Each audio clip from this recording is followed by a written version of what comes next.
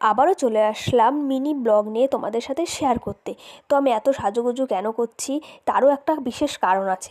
তো আমি ভালো করে একটু সেজেগুজে নেই, তারপরে তো তোমাদের বলবো এত সাজুগুজু করার কারণটা কি। তো এই দেখো আমি মাস্কারাটা নিয়ে নিয়েছি, তো আমার সাজাগোজা কমপ্লিট।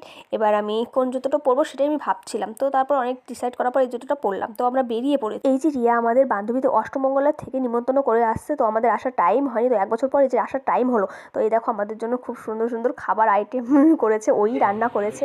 এই দেখো আমরা বসে পড়েছি দুজনে মিলে, আর ওই ভিডিও হচ্ছে আমি রান্না করেছি। আর আমার বান্ধবী খুব সুন্দর রান্না করে, তো আমি এত খাবার দেখা থাকতে পারছি না, তো তাড়াতাড়ি করে খেয়ে নিচ্ছি। খাওয়া দাওয়ার পর আমরা 3জনে মিলে ছাদে বসে একটু আড্ডা মারছিলাম।